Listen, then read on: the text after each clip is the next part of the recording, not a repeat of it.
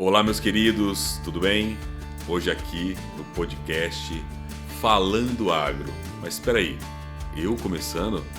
Heloísa, não tem alguma coisa errada, não? Não tem. Como que eu vou começar a apresentar com a ilustre presença do senhor aqui? Não tem como, então eu deixei para quem é mestre começar o nosso papo aqui.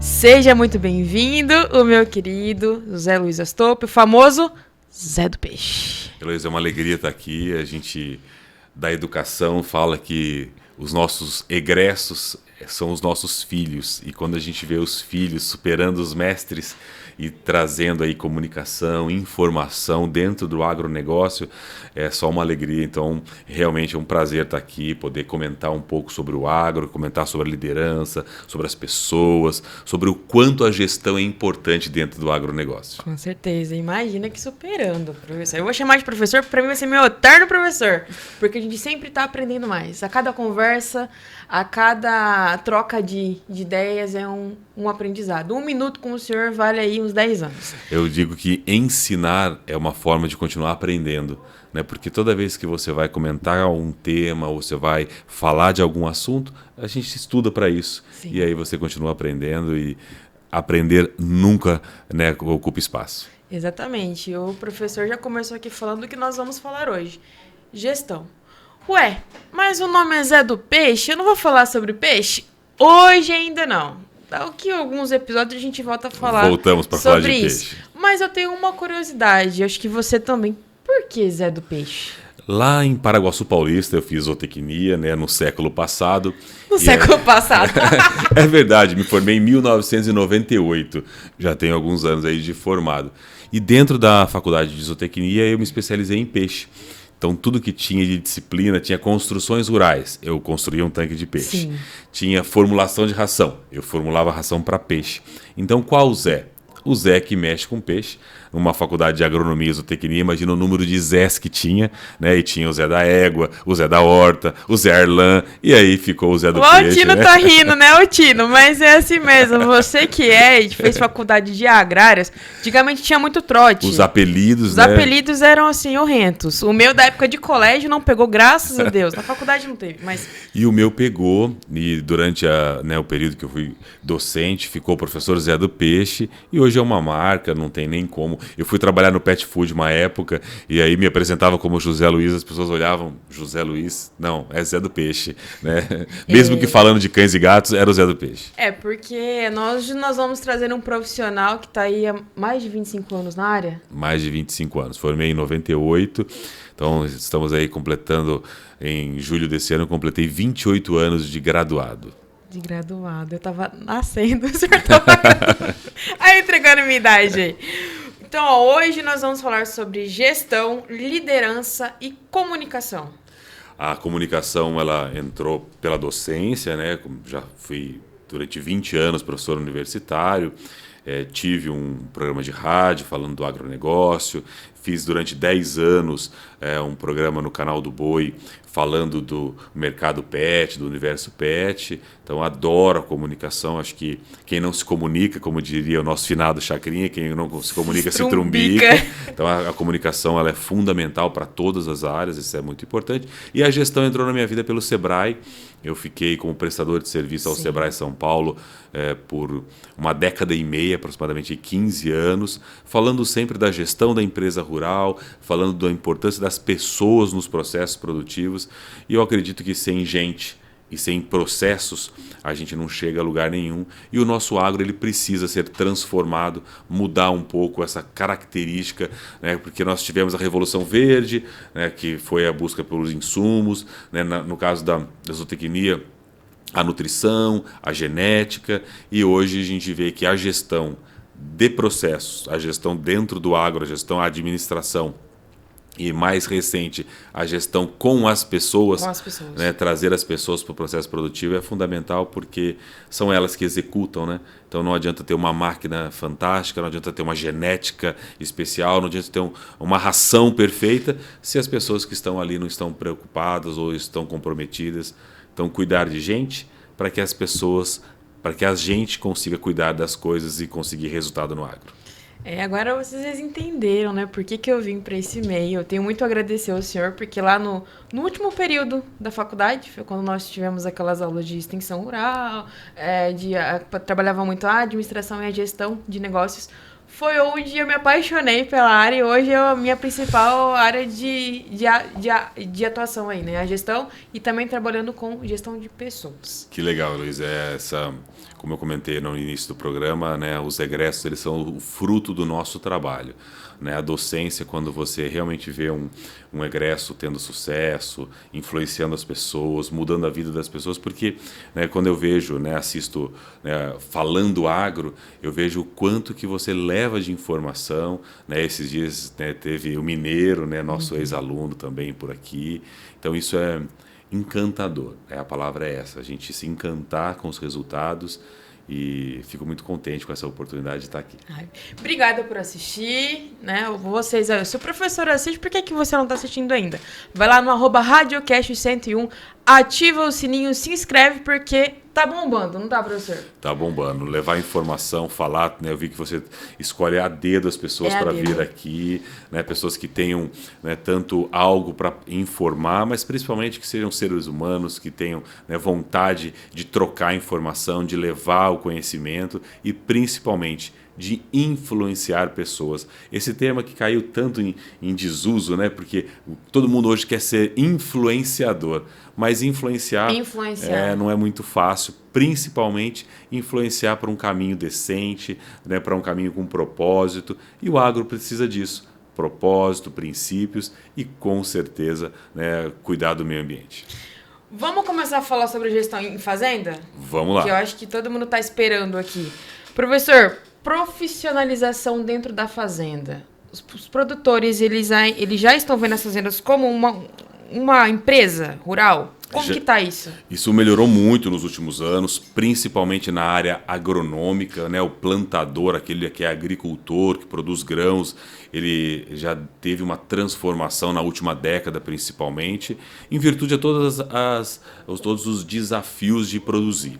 Então, você olhar uma empresa rural, ela é importante. O cara tem uma loja, né, ou uma rádio, né, um restaurante, os fatores ambientais, eles influem, né, eles interferem, mas eles não estão diretamente ligados ao processo. Choveu, vai mudar alguma coisa. Agora, na agricultura, né, os fatores ambientais, eles são eles são fundamentais para o processo. Então, hoje, você ter uma administração profissional, que é uma administração profissional? É você olhar a fazenda como uma empresa. Eu sempre disse né, nos cursos que a gente fazia pelo Sebrae São Paulo que a gente queria transformar o produtor em empresário. Sim. E na hora o cara pensa, mas eu vou mudar minha forma de viver, ou minha forma de vestir, ou de falar. Não. Você vai olhar a forma de gerenciar as suas atividades. Sabe aquele pecuarista que vai tirar leite e esquece de levar a peia para né, amarrar a vaca, para quem não é da área rural? Aquela cordinha. Que precisa amarrar a vaca, ele esquece. Ou aquele produtor que quando choveu ele vai negociar a semente. Né? Então aí passou a época de plantio ou comprou mais caro. Ou pior, aquele pecuarista ou aquele agricultor que não faz conta, não sabe quanto custa produzir um saco de milho, um saco de soja ou uma arroba de boi. E é aquele que ainda só coloca nas despesas aquilo que sai do bolso. Ele esquece da depreciação, do custo de oportunidade de capital, do custo de oportunidade de terra. Então, ainda há uma carência muito grande de profissionais para assessorar esse pecuarista, esse produtor rural. E também há uma carência do produtor entender que ele precisa. Ele sabe que ele precisa do sal mineral, ele sabe que ele precisa corrigir o solo, ele sabe que ele precisa adubar, mas quando você vai oferecer para ele, por exemplo, uma consultoria em gestão, para que ele tenha o seu custo de produção, para que ele tenha o seu balanço patrimonial, porque isso vai ajudar ele a tomar a decisão de quando comprar, de quando vender, né, de quanto investir para ter um bom resultado. Então hoje, Heloísa, infelizmente, ainda são poucos os produtores que transformam né, a gestão da sua fazenda numa empresa. Eles estão cuidando muito da parte técnica, mas a parte gerencial ainda tem muito para crescer. Falando em consultoria, vamos fazer uma consultoria aqui, um bate-bola? Aí depois a gente acerta lá no final? Pode Porque ser. assim, pode ser. Pode O ser. professor estava falando aqui sobre quando que a gente traz, né, a parte técnica para dentro das propriedades. Eu costumo dizer que hoje em dia, quando o produtor contrata um consultor, ele, pelo menos na minha realidade, ele ainda tem um pouco de receio.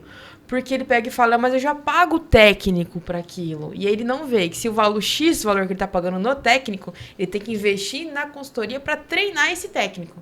Porque muitas vezes ele não está preparado para a realidade ali. E aí, trazendo isso, eu queria que o senhor falasse para mim aí quais são os primeiros passos para quem quer começar a organizar uma propriedade rural. Acho que o primeiro passo é elaborar um balanço patrimonial. O que seria o balanço patrimonial? É colocar no papel, literalmente, ou numa planilha de Excel, aquilo que eu tenho, aquilo que eu vou colher ou que eu vou produzir a curto e a longo prazo e aquilo que eu devo. Então é balanço porque eu analiso os ativos da propriedade, são eles os ativos fixos. O que é um ativo fixo? É tudo aquilo que eu tenho na propriedade que eu posso vender, mas que eu não vendo porque faz parte da minha estrutura produtiva. Por exemplo, o cara que produz boi, ele pode vender a cerca? Pode. O arame tem um preço, tem um valor. Nem que seja por quilo, mas tem um valor. Só que se ele tirar a cerca, ele vai conseguir proteger o gado dele? Então, ele pode vender, então tem valor, mas ele não vende porque ele precisa para a produção. Esses são os ativos fixos. O trator, a casa, o poço artesiano, a rede elétrica, a própria terra. Então, ativo fixo. E toda produção que ele tem para o período que ele vai calcular o balanço patrimonial, que no caso da maior parte das propriedades é anual, então toda a safra que ele pretende colher aquele ano, né, todo o gado que ele pretende vender aquele ano, é o ativo circulante. É o que vai transformar em dinheiro dentro do período do balanço patrimonial. E aquilo que ele vai vender, mas depois do período do balanço patrimonial, por exemplo, o bezerro que ele só vai vender daqui a 1 ano e meio, sim, ou a floresta que ele só vai cortar daqui a 2 anos. Esse é o ativo realizável a longo prazo. E para fazer a comparação, eu preciso ver as minhas dívidas, que são os passivos. Então eu também tenho o passivo exigível a longo prazo, que são as dívidas que eu tenho fora do período do balanço patrimonial. Eu financei um trator. As 12 parcelas desse ano é passivo circulante. E aquelas parcelas que vão vencer depois de 1 ano é passivo a longo prazo.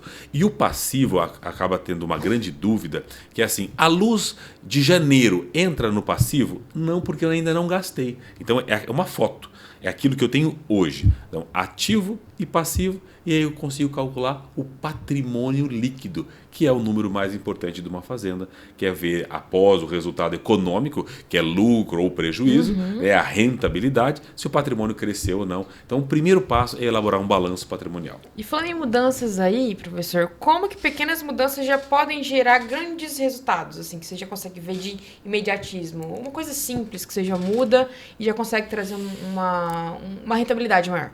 Se ele consegue verificar as suas despesas, ele consegue verificar aonde ele está gastando mais. Como um exemplo prático. Lá no gado de corte, ele tem o gasto com sal mineral, ração, vacina. Aí na hora de comprar vacina, ele sai lá de Sandovalina, vem aqui para Presidente Prudente, faz uma viagem literalmente para comprar a vacina. Quando ele faz uma planilha de custo, a vacina simbolizou 1% das suas despesas. Sim. E a ração e o sal simbolizam 30%, 35%, às vezes 50% do custo. E como é um produto que ele usa no dia a dia, ele acaba comprando na própria cooperativa ali do lado, ele compra, né, junto com um vizinho. Então ele não consegue identificar quais são os itens que mais pesa no custo de produção. Então, elaborou um custo de produção, ele vai te trazer um alerta aonde a torneira está aberta. E aí, aquilo que você consegue medir, você consegue mudar.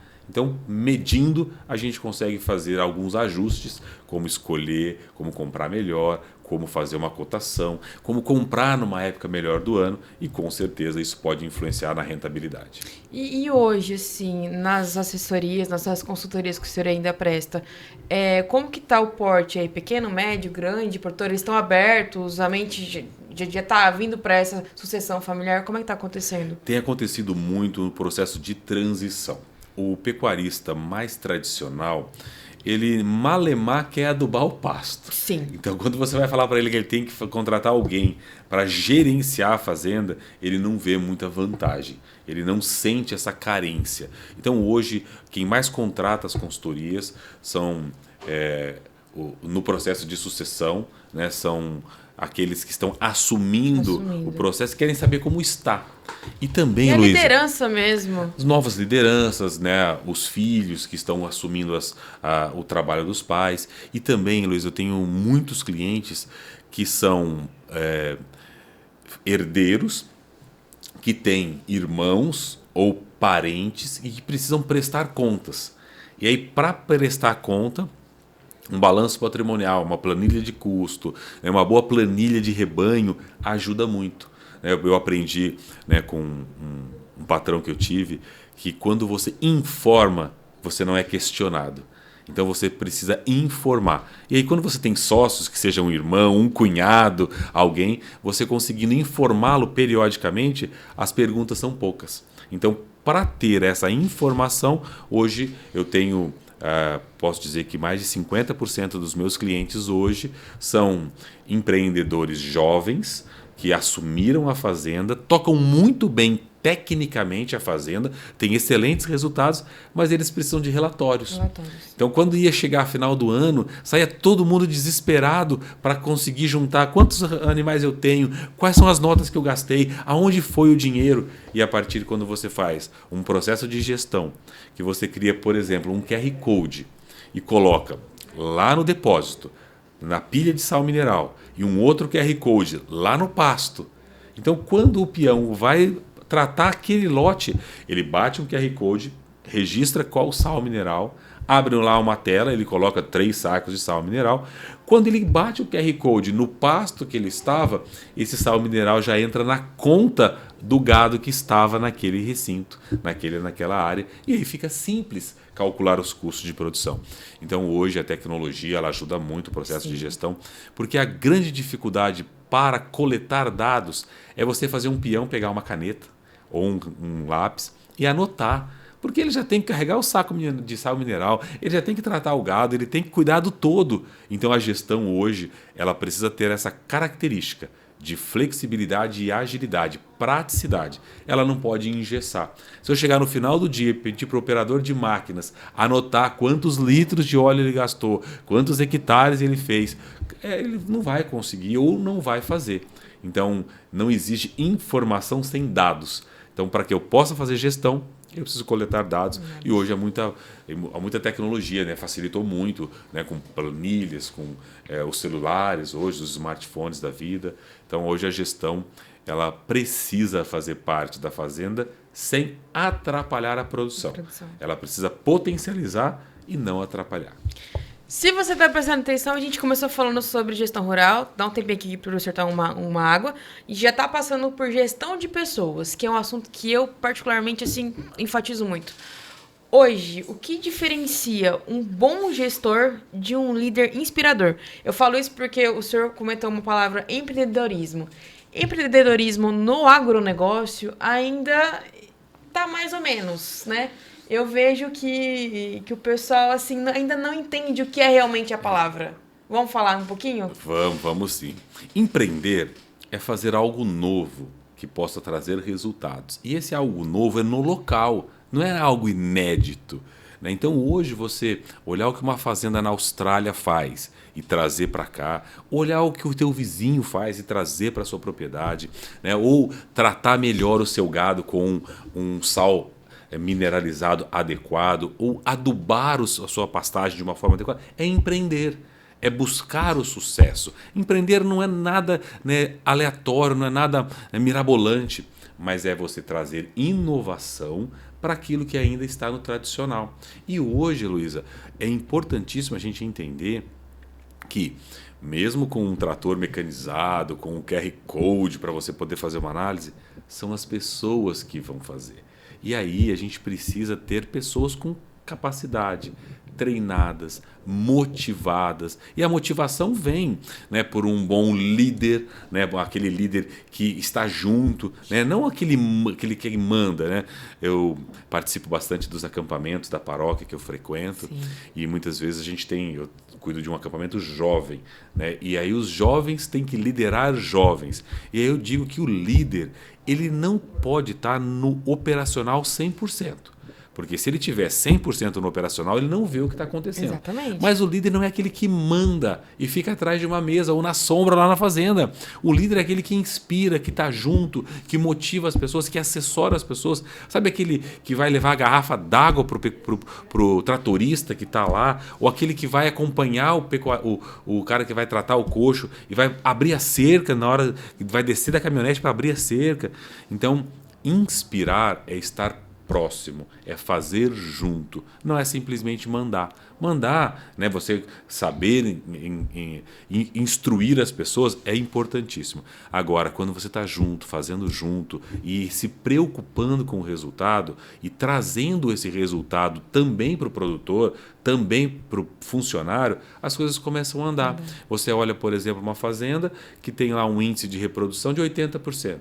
Aí você pega e oferece para essa família, né, porque eu digo assim, não é capacitar apenas o funcionário. Sim, enfatizo muito né? isso aqui. É o filho do funcionário estar feliz porque o pai tem bons resultados. A esposa entender que o funcionário saiu rodar o pasto domingo à tarde, porque se tiver mais bezerros nascidos, eles vão ter resultados. Tem uma fazenda aqui no Mato Grosso do Sul que, de acordo com os resultados, né, do produtor, daquele núcleo da fazenda, o funcionário ele recebe um voucher para comprar uma geladeira, uma televisão na loja de imóveis da cidade. Então, sabe que legal você olhar no domingo à tarde a esposa e o peão saindo rodar Vocês estão motivando para manter essas pessoas dentro do campo. Tem uma piadinha muito sem graça que a gente anda ou com a cenoura na frente ou com a cenoura atrás.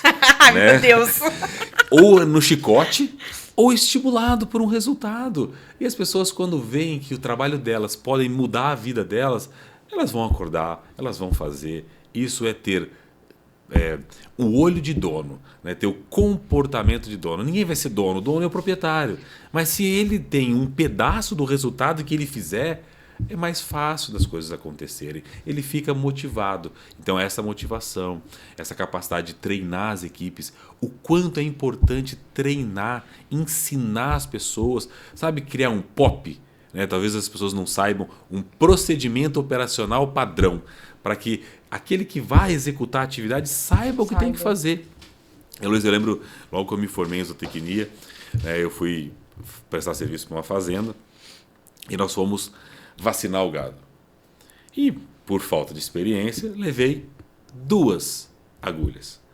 A pele do Nelore é bem fininha, é bem fácil. O que aconteceu? Na metade do gado, acabou. As 2 ficaram tortas e eu não tinha uma agulha de reserva. Eu precisei parar, ir na cidade, comprar mais agulha e voltar. Então eu perdi um tempão. Aí você trouxe 50 já. É o tal do planejamento. Eu vou usar agulha sempre. Custa, frente à agulha, frente ao gado, muito pouco. Pensa 5 peões parados durante 1h30 o tempo de você pegar o carro e ir para a cidade. Então, fazer esse plano, planejar, antecipar, treinar as equipes na posição correta, naquele local do gado. Então, hoje eu acho que a empresa rural ela precisa ter pessoas motivadas e pessoas que tenham a habilidade de executar aquelas tarefas. Porque ninguém erra porque quer. Erra porque está mal preparado, erra porque está mal informado ou erra porque não sabe fazer. Então, informar, preparar e capacitar é a base para que esse funcionário possa estar motivado e trazer bons resultados. Eu gosto de trabalhar muito com recompensas. Até depois a gente conversar, a gente está abrindo uma startup aí, mas aí o assunto é outro podcast, é lá do nosso amigo, eu falar sobre empreendedorismo. O senhor comentou uma questão sobre motivação de funcionário.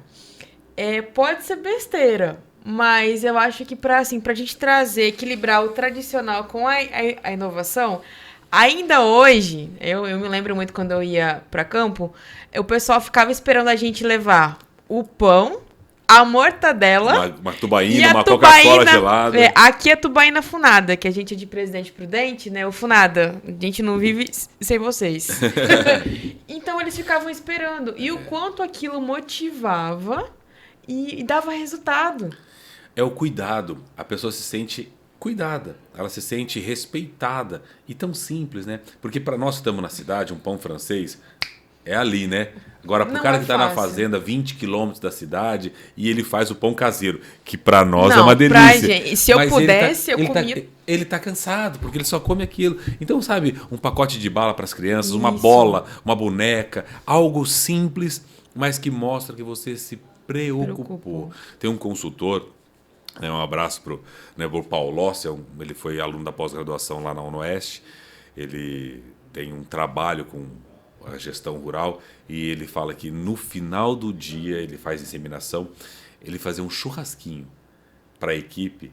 No outro dia o resultado da inseminação é muito melhor, porque realmente é cuidar das pessoas. E isso, Luísa, eu penso que é para a vida, né? Não só lá no campo, não só com o pecuarista, com o produtor rural. Você cuidar das pessoas é o que a gente pode deixar, né? Um dia a gente vai embora, mas aquilo que a gente fez por alguém, a pessoa sempre vai lembrar. E nunca esquece. Nunca esquece. Eu lembro de uma semana de agrárias lá na faculdade, né? Você estava lá nos corredores organizando e você foi buscar uma água para o palestrante, sabe? E o cara estava ali falando, já estava com a garganta ruim. Então esse zelo, ele vem do ser humano e isso faz com que aquele produtor, aquele funcionário que recebe esse cuidado, ele vai se importar com aquilo que ele está fazendo. Então, com certeza, né, um simples gesto de um pão com mortadela, né, que custou frente àquilo nada, né? Então, ele é o cuidado com as pessoas e para que as pessoas possam desempenhar um papel, não adianta eu falar, né? Eu tenho que executar uma boa prática. Se eu zelo por ela, ela zela pelo meu gado. Se eu zelo pela família dela, ela zela pela minha máquina, né, pelo meu trator. Então, pessoas, né, precisam ser o foco principal de um processo produtivo. Eu falo que a minha experiência, eu tenho mais de 10 anos na área, que eu comecei antes da faculdade. E por eu vir desse meio rural também foi o que me facilitou. Só que eu tinha muita resistência em algumas situações, eu acho que hoje ainda está nessa transição, que era uma frase que eu sempre falo aqui, que meu avô falava muito. O meu nono, a gente fala nono, que a gente é italiano. O meu avô fazia assim, o meu pai fazia assim, eu também vou fazer assim.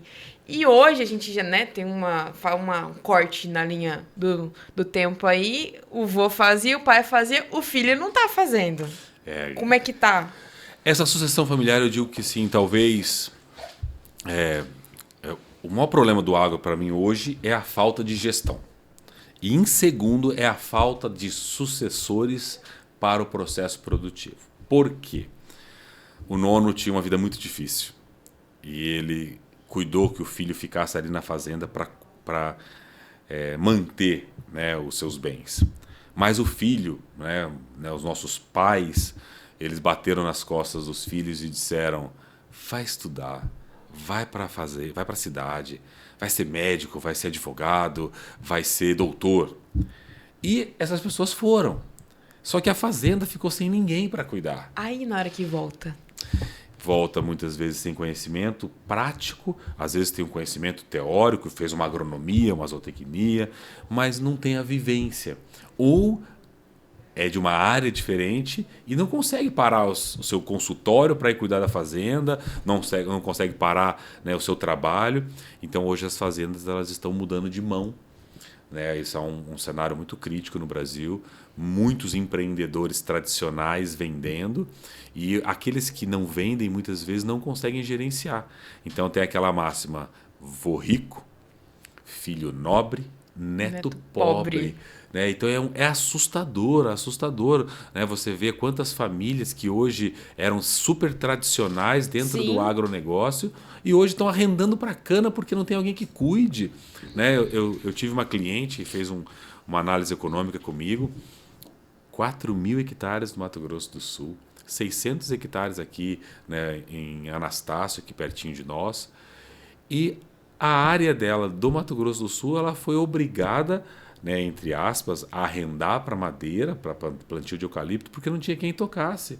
O pai já tem 82 anos de idade, já está com dificuldade de dirigir, a família não quer que ele fique na estrada, né? Ele tem muita vontade, tem muito vigor físico ainda, mas a idade chega. Então eles acabaram arrendando essa terra para produção de madeira e tem um pouquinho de gado aqui para que o pai possa continuar com uma atividade, mas não estão explorando comercialmente como poderia, exatamente por falta de sucessão familiar. São 3 filhas, uma é médica, uma entrou no trabalho público, né? A outra tem outras atividades, e a fazenda hoje está na mão de terceiros, plantando lá, recebendo um arrendamento por causa da falta de sucessão familiar. Então é preciso que a gente tenha esse conhecimento. Se você, pecuarista, se você, produtor rural, está nos assistindo, deixe o seu filho ajudar na administração. Tire ele de dentro da cabine do trator. É inclusão. Faça ele vir, né? Ah, mas ele tem uma ideia, ele não sabe nada. Talvez ele saiba muito menos que você. Mas se você, pecuarista, se você, produtor, não deixar com que ele comece a ter o aprendizado de gerenciar, de saber fazer, quando por algum motivo essa sucessão precisar acontecer, ele pode ser pego de surpresa e muitas vezes ele não vai conseguir colocar em prática. Então é preciso que a gente capacite as pessoas, eu brinco assim, solta a corda devagar. Solta, deixa tomar uma decisão, pega um pedaço da área. Quantos alunos, Heloísa, durante a faculdade diziam: meu pai não me escuta, meu vizinho me escuta, meu tio me escuta, mas meu pai não me escuta. A fala que eu dizia sempre era o seguinte: pede um alqueire, faça a sua ideia num pedaço da propriedade, vai conquistando. E muito lá na liderança, na extensão rural, é preciso ensinar as pessoas a se comunicar. Porque o pecuarista, o produtor, ele é o Gabriela. Eu fiz assim, eu nasci assim e eu vou continuar fazendo Gabriela. assim. É mais ou menos por aí. Então é preciso que você vá ensinando e trazendo a ideia aos poucos. Eu tive um chefe que ele era do não pronto. Tudo que você ia falar, não dá certo. Mas não. E aí eu aprendi que eu precisava que ele comprasse a ideia. Então eu ia colocando num dia, no outro dia, até que ele chegava e falava assim: que tal a gente fazer isso? Falei: nossa, chefe, que boa ideia. Porque a gente não precisa ser o dono da ideia. Exatamente. A gente precisa que as coisas aconteçam no campo. E vamos dizer o seguinte, vamos lembrar que o pai e o avô são vencedores. Eles fizeram tudo muito certo com as informações que eles tinham. Eles não conheciam GPS, eles não conheciam QR Code, eles não conheciam adubação. Então eles fizeram e lutaram e conquistaram muito bem. Agora cabe a nós, as novas gerações, conseguir fazer essa inter-relação entre a idade, inter-relação ao conhecimento e mostrar.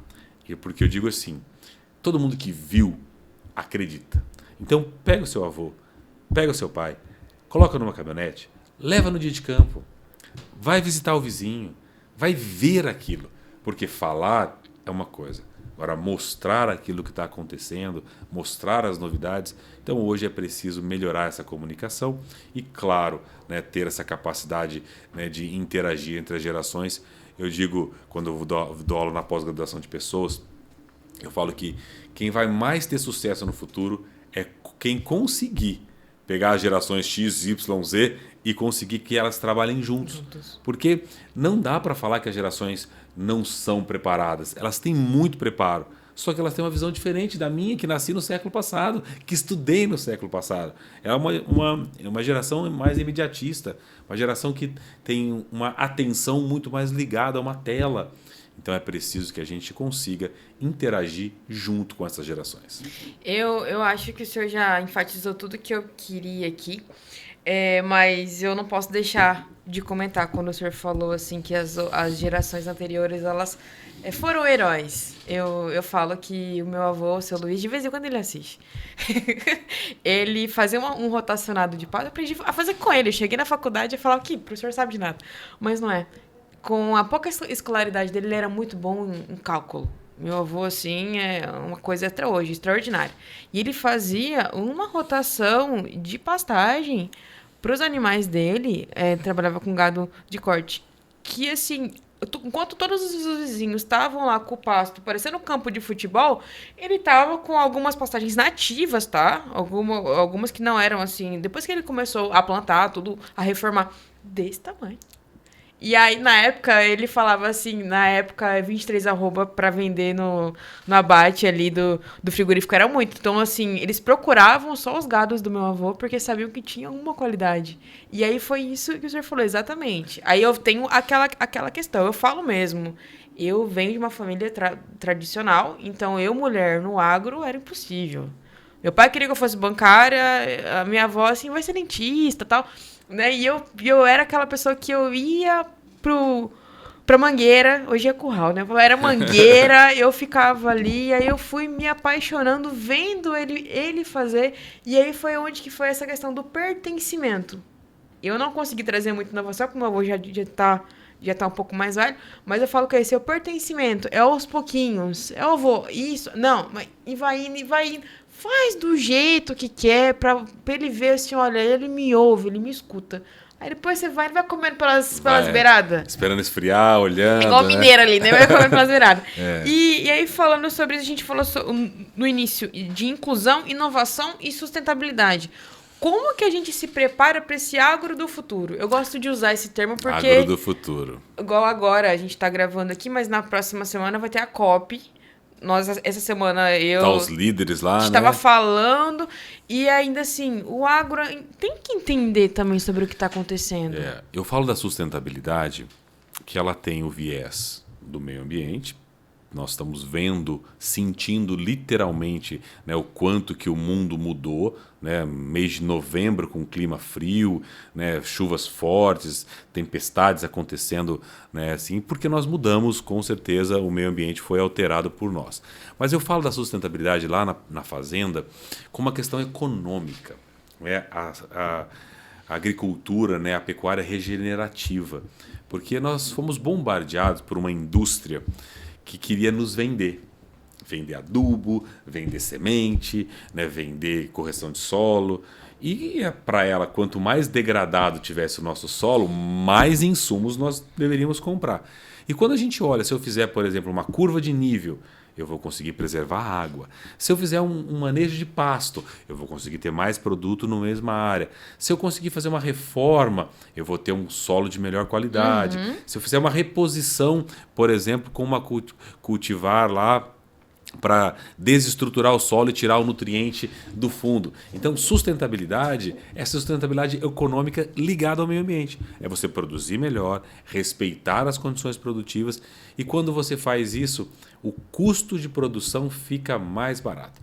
Você, por exemplo, usar uma braquiária para desestruturar o solo, para ir lá com 60, 70, 80 centímetros de raiz, tirar o nutriente lá do solo. Ou você plantar, através de uma rotação de cultura, uma soja e trazer o nitrogênio. Poxa, isso é dádiva divina. A soja consegue fixar nitrogênio para o solo. Então, existem práticas agrícolas e pecuárias hoje que você consegue preservar o meio ambiente e você consegue reduzir as despesas e ser mais sustentável e mais economicamente viável. Então, a sustentabilidade ela tem que trazer economicidade, respeito ao meio ambiente e respeito às pessoas. Uso de menos herbicida, fungicida, uso de sementes mais adaptadas, pastagens mais adaptadas. Então, a preservação ambiental ela é fundamental para que eu possa ter água. Quantos córregos que os nossos pais nadavam, que hoje a gente não molha nem o pé. Por quê? Por causa da erosão, porque eu não plantei da maneira adequada. Então, Heloísa, não é opção. A sustentabilidade ela tem que fazer parte do protocolo de uma fazenda. A fazenda tem que se preocupar em produzir melhor. Então, caminhando aqui para o nosso final, que eu me deu uma Passa ideia rápido, aqui, né? passa rápido, mas acho que eu vou fazer um bate-bola. A gestão ela é atitude, pelo tudo que a gente falou, precisa ter atitude. E a liderança ela é a visão de futuro. Eu acho que complementa tudo que a gente tratou até agora. O líder ele tem que ser inspirador. Ele tem que saber para onde ele quer ir. Então, as fazendas precisam ter plano. Né? Como é que vai ser a próxima safra? Né? Comprar um adubo na época do plantio é caro.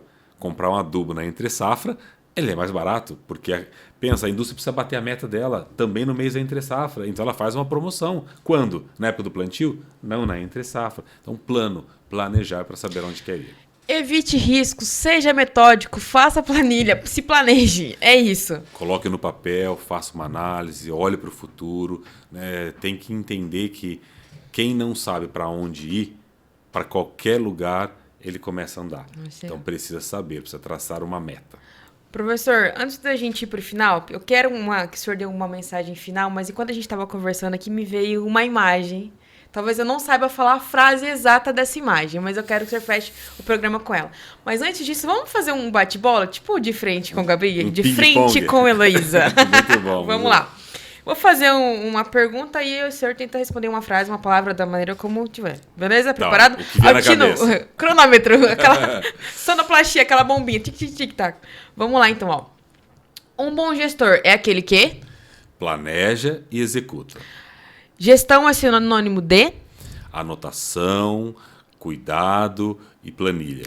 O maior desafio da gestão no agro hoje é motivar as pessoas e capacitar as pessoas para poder planejar. Um erro que o produtor não pode cometer. Levar a vida na flauta e deixar o tempo me levar. Vai levando. Então, parar e pensar antes de fazer. E uma palavra, o segredo da boa gestão no agro é? Administrar. Boa, gostou? Rapidinho, só pra gente fechar. Maravilha, muito bom. E agora, pra gente finalizar, não que eu queira, tá? Porque por mim, depois a gente negocia, né? Quando ficou essa consultoria aqui, me veio uma imagem muito forte em mente. Na época de pandemia, eu sempre acompanho o senhor nas redes sociais. Então, eu também queria aproveitar e mandar um beijo pra professora Marilice. Legal. E faz tempo que eu não vejo. Um beijo, minha querida. Eu me lembro que a gente estava passando por pandemia, toda aquela dificuldade, o agro se oscilando. Eu, principalmente, né? Eu saí de uma fazenda referência, falei, vou vir para cá cuidar dos meus, e enfim. E eu lembro de uma foto que o senhor postou de uma árvore caída. Eu lembro dessa foto. Tá lá no Instagram. Eu não me lembro exatamente a frase correta, mas eu me lembro que o senhor falou assim, que a árvore caída poderia ser os caminhos diferentes que a gente não estava esperando, era alguma coisa do tipo. Eu estava numa propriedade rural e tinha um rio, um córregozinho, e essa árvore me permitiu transpor essa vala, esse fundo. E aí, naquele momento tão difícil que a pandemia nos trouxe, né, que quando a gente passa por um perrengue desse, a gente reflete muita coisa, e aí eu vi aquela árvore, né, aquela cena, e eu identifiquei assim no nosso dia a dia que muitas vezes aquilo que nos tiram, aquilo que a gente perde, aquilo que pode parecer um grande desafio, pode ser aquilo que vai nos levar a um outro lado. Então eu sei que às vezes para o nosso produtor a vida está muito difícil, né? Passamos por uma condição macroeconômica complexa, mas saiba, né, que quando a gente tem fé, quando a gente tem propósito, né, uma árvore caída ela pode se tornar uma passagem. Ela pode se tornar uma ponte, né? Aquilo que você perdeu pode te dar motivação para continuar. Então acredite no futuro, faça as suas orações, cada um com a sua crença, com a sua religião, né? Ore e cuide das pessoas, cuide do meio ambiente, cuide dos processos produtivos, porque quando eu olho, eu consigo verificar o que está acontecendo. Quando eu meço, eu consigo olhar aquilo que eu estou gastando demais ou de menos, e eu consigo, então, a partir daí, tomar a decisão. Eu aprendi lá na administração que administrar só tem 2 passos. Ou eu aceito o que é certo, ou eu aceito o que é errado. E quando eu aceito aquilo que é errado por não entender, eu vou para o caminho que vai trazer prejuízo, ou que vai trazer um ganho pequeno, ou que vai trazer um resultado não desejado. Então, fique assim, olhando para o futuro, sem esquecer o passado. Aproveitando tudo aquilo que o nono fez, conhecendo, aproveitando tudo aquilo que foi bem feito, porque foi muita coisa bem feita.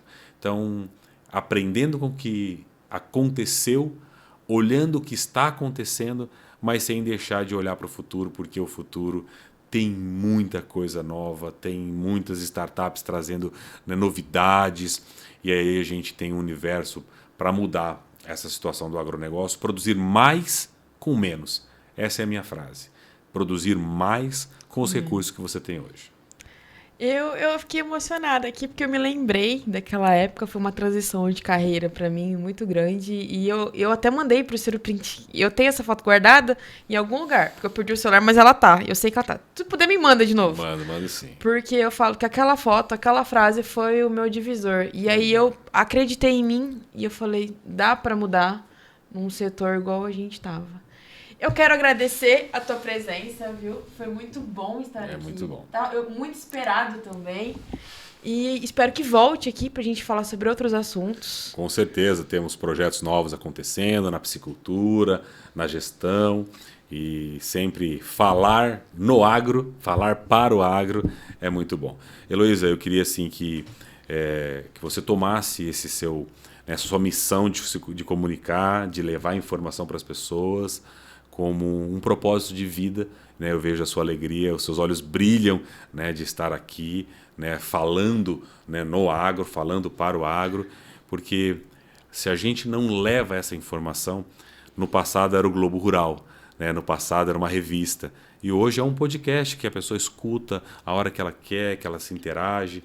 Então, essa seleção de temas, de assuntos, elas inovam para o agro e fazem com que as pessoas se motivem e possam, né, com certeza, seguir aí com fé, esperança e propósito. Ai, gente, eu não consigo falar, não. Eu tô emocionada aqui, de verdade. Muito obrigada, porque, como eu disse no início, o senhor é e sempre vai ser uma referência para mim. E todos os passos que eu dou hoje, tenho as duas mãos do senhor ali, porque pegou na mão da gente e caminhou junto. Eu que agradeço a oportunidade e eu também me emociono.